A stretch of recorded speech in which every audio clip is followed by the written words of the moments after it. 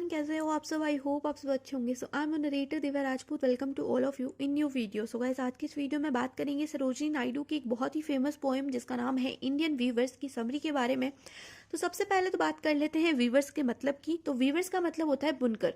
जो लोग कपड़ा बुनते हैं उन्हें वीवर्स बोलते हैं। तो सरोजिनी नायडू ने इस पोएम के अंदर इंसान की 3 स्टेजेस के बारे में बताया है। पहली स्टेज होती है चाइल्डहुड, एक इंसान का बचपन। दूसरी स्टेज होती है एडल्टहुड, एक इंसान की जवानी। और तीसरी स्टेज होती है एक इंसान की डेथ, मतलब उसकी मौत। तो इन तीनों स्टेजेस के बारे में इस पोएम के अंदर बताया गया है। तो चलिए बिना देरी के शुरू करते हैं हमारी आज की इस जर्नी को। तो पोएम की शुरुआत होती है weavers weaving at a break of day. तो यहाँ पर पोइट बोलती हैं कि जो वीवर्स होते हैं, जो बुनकर होते हैं, जैसे ही सुबह की शुरुआत होती है, जैसे ही सूरज उगता है, वैसे ही अपने काम में लग जाते हैं, वैसे ही जो है बुनाई करना शुरू कर देते हैं। What do you weave a garments होगे। तो यहाँ पर पोइट वीवर से क्वेश्चन करती है कि भाई आप ऐसा कौन सा कपड़ा बना रहे हो जो इतना ज़्यादा गे है, इतना ज़्यादा चमकीला है। Blue as the wing of halcyon wild. तो यहाँ पर पोइट बोलती हैं कि जो कपड़ा है इसका कलर हेल्सन बर्ड के विंग्स की तरह है। हेल्सन बर्ड के पंखों की तरह जो इसका कलर है वो ब्लू है। अब हेल्सन जो है किंगफिशर का दूसरा नाम है। आपको स्क्रीन के ऊपर फोटो दिख रही होगी बर्ड की। तो आगे की लाइंस में जो वीवर्स है वो रिप्लाई करते हैं पोइट को कि we weave the robes of a new born child. तो यहाँ पर जो वीवर्स हैं वो बोलते हैं कि एक नवजात बच्चा जो कि अभी अभी पैदा हुआ है उसके लिए हम रोप्स बुन रहे हैं, उसके लिए हम कपड़ा बुन रहे हैं। फिर नेक्स्ट स्टेंजा के अंदर पोइट बोलती हैं weavers weaving at fall night. तो यहाँ पर पोइट बोल रही है कि जो वीवर्स है उन्होंने अपना काम जो है सुबह शुरू करा था और अब जो है शाम ढलने लग गई है, मतलब रात होने वाली है और अभी तक जो वीवर्स है वो अपना काम कर रहे हैं। What do you weave a garment so bright. तो वापस से जो पोइट है वो टपक पड़ी और उन्होंने वीवर से क्वेश्चन करा कि भाई आप ऐसा कौन सा कपड़ा बुन रहे हो जो कि इतना ज्यादा चमकीला है, इतना ज्यादा ब्राइट है। Like the plums of a peacock purple and green. तो यहाँ पर वो बोलती है कि एक मोर की तरह, एक पीकॉक के जैसे पंख होते हैं पर्पल एंड ग्रीन कलर के, वैसा ही जो है ये कपड़ा है ये भी पर्पल एंड ग्रीन कलर का है। We weave the marriage veils of a queen. तो यहाँ पर वीवर वापस से जो है आंसर करते हैं और उनसे बोलते हैं कि एक क्वीन की मैरिज होने वाली है और उसके लिए जो है हम वेल बुन रहे हैं। वेल का मतलब होता है जो कि मुंह को ढकने में जो कपड़ा काम आता है उसे वेल बोलते हैं।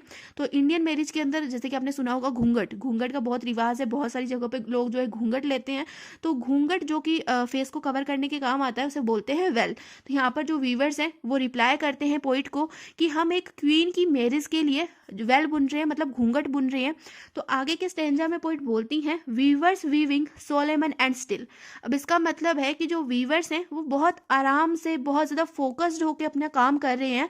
What do you weave in the moonlight chill. तो वापस से जो पोइट है वो टपक पड़ी और उनसे उनसे बोलती है कि आप इस चांदनी रात में, मून लाइट में क्या बुन रहे हो, क्या कौन सा कपड़ा आप यहाँ पे बना रहे हो।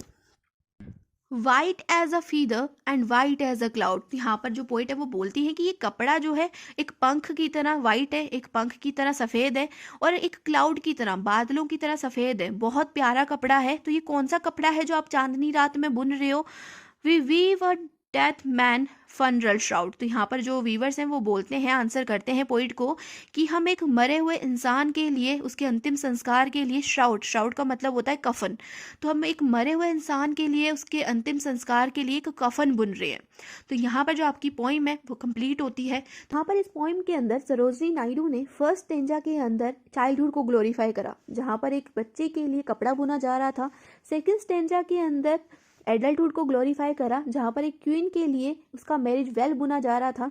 और थर्ड स्टेंजा के अंदर डेथ को ग्लोरीफाई करा, जब यहाँ पर एक मरे हुए इंसान के लिए श्राउड यानी कि कफन बुना जा रहा था। तो तीनों ही स्टेंजास के अंदर अलग अलग चीज़ों के बारे में बताया गया है और यहाँ पर एक मेटाफर का यूज़ किया गया है। तो होप सो आपको मेंशन अच्छा लगा होगा। और अगर आप ऐसे ही किसी और पॉइंट का एक्सप्लेनेशन चाहते हैं आपकी प्यारी दिव्या की आवाज़ में, तो प्लीज़ कमेंट सेक्शन में आप मुझे कमेंट कर सकते हैं। तो मिलते हैं नेक्स्ट वीडियो में, तब तक के लिए bye bye, take care, keep watching, keep learning.